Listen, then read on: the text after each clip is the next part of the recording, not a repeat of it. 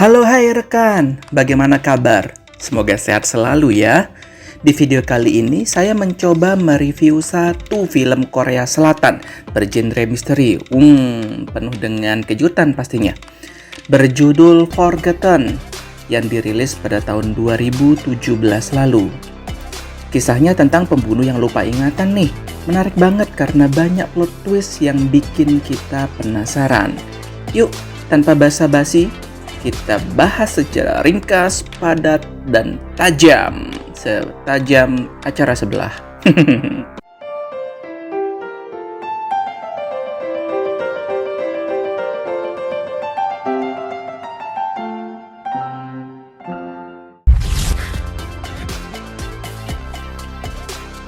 Jin Seok yang diperankan oleh Kang Ha-neul terbangun dari mimpi buruknya di siang hari. Hari itu ia tertidur lelap di dalam mobil yang sedang menuju rumah baru mereka, alias keluarga nih lagi pindah rumah. Ada Haeyong, Eoma, dan Abeoji. Ya, kalau bahasanya kita ayah, bunda, dan kakak. Nampak seperti keluarga bahagia bukan? Keluarga cemari. Setibanya di rumah baru, entah mengapa Jin tidak merasa asing sama sekali. Rumah yang besar namun kuno dengan furniture dari kayu-kayu di mana-mana. Lanjut. Jin Seok ini memiliki kakak yang bernama Yusuk. Yusuk diperankan oleh Kim Mo Yul. Diceritakan di sini, di mata sang adik, masnya ini sangat sempurna dari segi akademis maupun non-akademis. Jago main alat musik, olahraga, dan semua masalah di rumah seperti benerin perabot, memasang lampu. Ini kakak apa tukang ini? Yusuk selalu bisa diandalkan. Karena Mas Yusuk yang sangat sempurna inilah yang menyebabkan adik menjadi sangat hormat dan memotivasi dirinya untuk terus berusaha mengikuti ujian walaupun gagal 2 kali karena menderita penyakit neurotania kronis. Saya ulangi, penyakit neurastenia kronis. Artinya penyakit ini penyakit kejiwaan. Jadi si Jin ini mengidap penyakit kejiwaan gitu. Oke, kita lanjut. Nah, ini udah pada pindahan nih. Pada suatu malam, di saat hujan deras, Jin mendengar bunyi berdebam yang keras sekali dan arahnya dari kamar lantai 2. Kamar tersebut berhadapan dengan kamarnya yang ditempati saat ini. Awalnya Jin gak curiga karena sang ayah memberitahu bahwa pemilik rumah yang lama melarang untuk memasuki kamar tersebut. Alasannya karena si pemilik meninggalkan beberapa koper yang akan diambil 2 minggu lagi. Jin anteng pas ayahnya bilang hal tersebut dan menganggap bunyi yang ada di dalam adalah suara petir dari luar. Loh, maksudnya? Ya kan lagi hujan, Bo. Maksudnya ayahnya itu mengalihkan kalau suara dentuman itu merupakan suara petir. Namun beberapa saat menjelang tidur, saat Jin Seok sedang menikmati me time-nya mendengarkan musik melalui CD player. Wow, CD player. Ya, ini masih menggambarkan tahun 1997. Bunyi berdebam seperti benda jatuh itu kembali terdengar, kini lebih keras. Jin gak bisa diginiin terus. Waduh, mewek sekali. Akhirnya ia memberanikan diri untuk memeriksa kamar terlarang tersebut. Cejeng. Baru akan membuka pintu, sang Mas memegang pundaknya dan mengatakan, "Jin, kamu sedang apa?" Sontak si Jin kaget karena dipegang pundaknya ini sih. Lalu sang Mas mengajak adiknya untuk menenangkan diri dan berjalan-jalan menyusuri lingkungan baru mereka di tengah derasnya hujan malam sambil mengobrol hal-hal ringan. Tak lama handphone sang Mas berbunyi dan ternyata telepon dari ayah mereka yang sedang membutuhkan bantuan. Segera sang Mas ini pergi meninggalkan Jin sambil berpesan, "Kamu tunggu di sini aja ya. Jangan kemana-mana, nanti aku segera balik loh. Serius loh ini, nanti aku segera balik loh, serius." Namun karena sang mas ini lama banget nggak balik-balik, Jin mengecek dong kemana sang mas pergi. Apa disusulin ke rumah aja, toh malam semakin kelam. Itu kata si Jin. Enggak, itu kataku barusan gambarin aja. Belum lama menyusuri jalan, Jin malah melihat masnya dipukulin dan diculik. Jiwa sang adik yang mencintai sang mas refleks menolong masnya dong. Ia segera berlari dan membela kakaknya yang sudah dipukulin sampai babak belur. Namun, belum sampai berhasil menyelamatkan kakaknya, sang penculik ini pun langsung membawa kakaknya pergi. Tak berhasil menyelamatkan kakaknya, Jin langsung bergegas pulang ke rumah untuk memberitahu orang tua mereka. Karena kecapean, si Jin langsung jatuh pingsan di depan kedua orang tuanya. Setelah sadar, tentu hal pertama yang ditanyakan adalah, Mas, mana mas ini? Mana mas? Mana mas? Dan saat detektif datang ke rumah untuk menyelidiki kasus tersebut, detektif pun gak percaya sama sekali dengan keterangan yang diberikan Jin. Sedih banget deh, dikira Jin ini menghayal karena mengidap penyakit kejiwaan itu nih pastinya.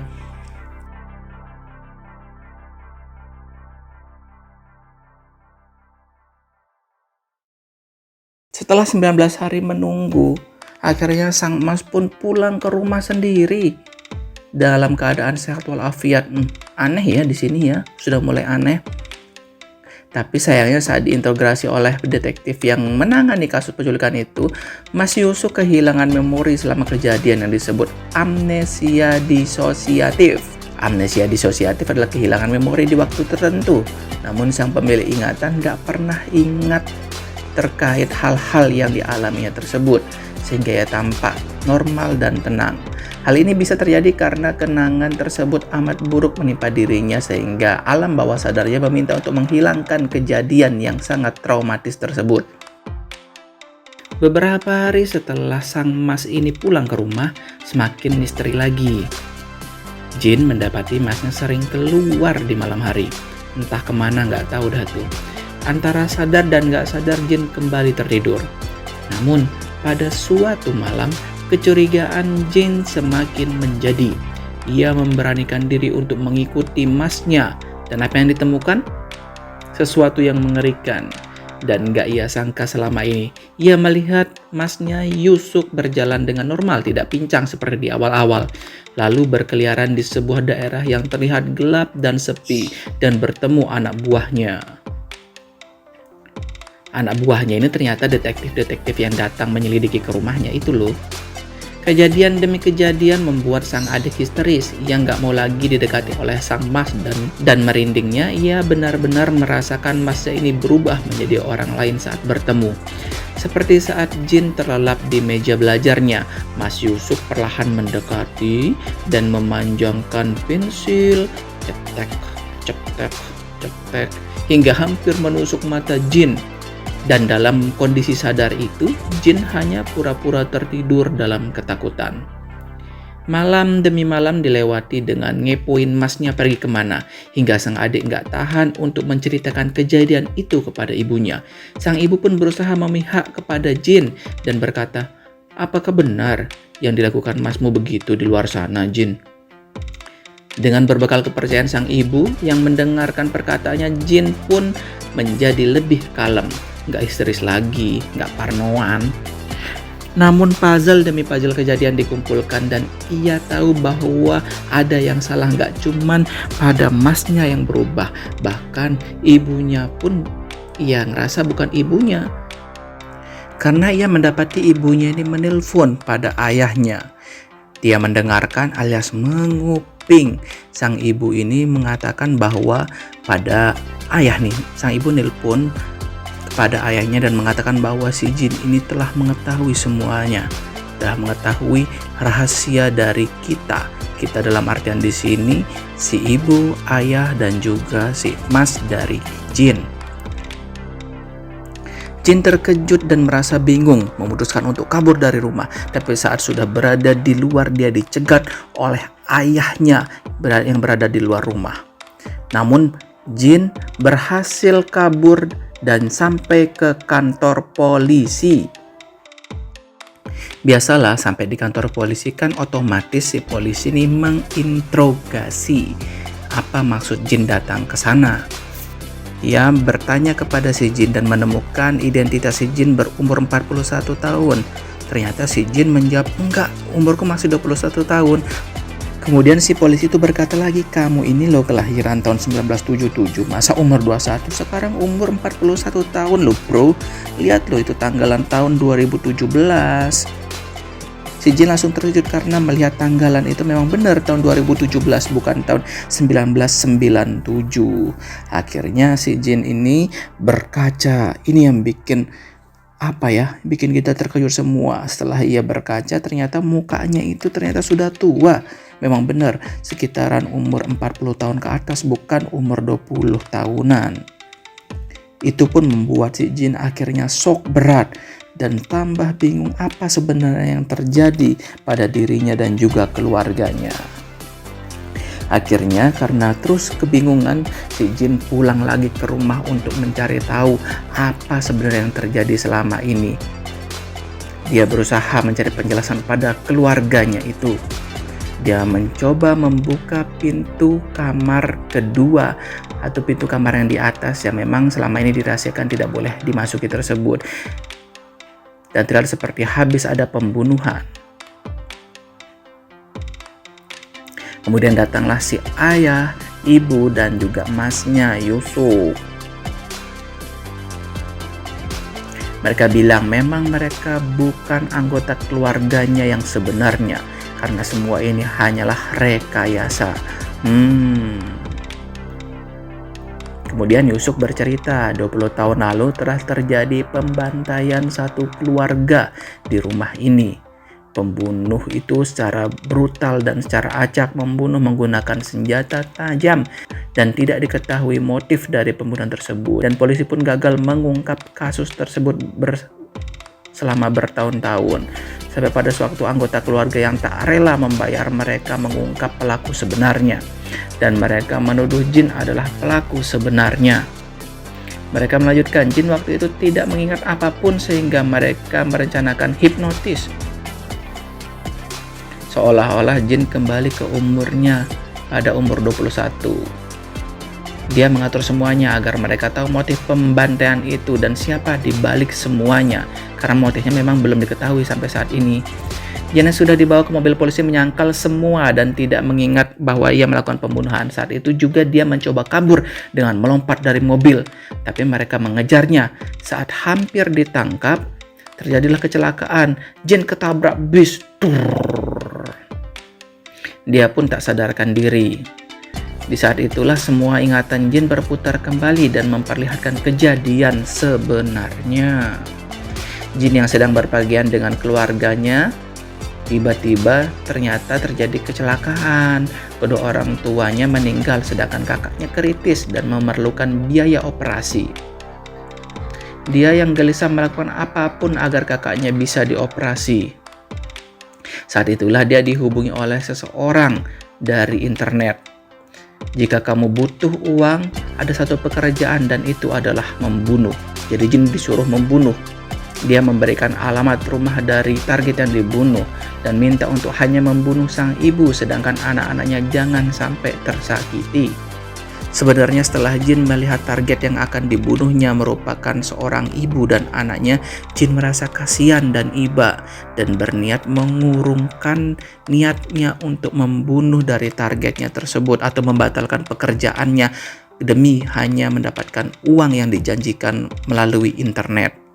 Di saat itulah anak perempuan dari korban berteriak. Jin yang cemas mencoba membungkamnya, tapi naas, pisau yang selama ini dia pegang malah menusuknya hingga tewas. Semua menjadi panik, jin pun ketakutan, ibunya pun ketakutan, dan akhirnya secara nggak sengaja juga ibunya ketusuk oleh pisau yang jin bawa. Saat hendak keluar rumah, akhirnya jin diketahui oleh anak laki-laki atau anak kedua dari targetnya tersebut. Anak ini merupakan anak kecil. Dan dia menyuruhnya kembali ke kamar untuk tidur karena tidak akan membunuhnya atau tidak sampai hati membunuh anak kecil tersebut. Ternyata sebelum keluar dari rumah dari targetnya tersebut, Jin melihat foto dari ayah keluarga targetnya ini merupakan dokter yang selama ini mengurus kakaknya yang kritis. Jin sangat terkejut karena tidak menyangka dokter yang selama ini membantunya ternyata menyuruhnya untuk membunuh anak dan istri dokter tersebut hanya demi mengeluarkan asuransi atau mencairkan asuransi dari sang istri jika meninggal. Sangat miris ya. Besoknya Jin menemuinya dan bertanya, kenapa kau melakukan semuanya ini kepada keluargamu sendiri sih, dok? Dokter itu bilang, agar setelah istrinya tewas, dia mendapatkan asuransi dari kematian istrinya dan dana itu untuk biaya anak-anak. Saat dokter itu tidak tahu Jin juga membunuh anak perempuannya, dia ingin membunuh Jin. Namun naas saat si dokter akan menghabisi si Jin, malah dokter ini yang jatuh dari gedung dan meninggal. Disinilah menjadi titik terberat si Jin, karena selain harus kehilangan keluarga, kakaknya kritis, dia juga membunuh orang yang tidak bersalah, termasuk juga membunuh. Jin menjadi sangat frustasi dan depresi. Mungkin itu adalah Jin menjadi amnesia dan tidak ingat apa-apa. Saat Jin siuman, orang yang berpura-pura menjadi kakaknya sudah ada di depan matanya. Jin pun bilang, aku sudah mengingat semuanya. Seraya mengakui dialah pembunuhnya. Pemuda itu pun ingin menyelesaikan sesuatu kepada Jin, mungkin itu untuk membunuhnya. Ini sambil bertanya, siapa yang menyuruhmu? Apakah suami dari targetmu itu? Lantas Jin menjawab, tidak, itu semua perbuatanku seorang. Alias dia menyembunyikan kebenarannya. Jin mencoba memintanya untuk menemukan dengan anggota keluarganya yang selamat, untuk meminta maaf, tapi pemuda itu berteriak sambil mengeluarkan air mata. Apa kamu lupa anak yang kamu biarkan hidup dan kenapa kamu tidak membunuhnya juga? Itulah aku. Nyesek banget. Ternyata yang menyamar menjadi kakaknya itu adalah anak kecil yang dibiarkannya hidup pada malam itu. Jin yang sangat kaget menangis seraya meminta maaf beribu-ribu kali. Tapi dia pergi dengan meninggalkan suntikannya dan berkata, semoga kau baik-baik saja. Pemuda itu pun menjatuhkan dirinya dari jendela gedung. Karena merasa depresi, semua usahanya sia-sia untuk mengungkap pembunuh dari keluarganya.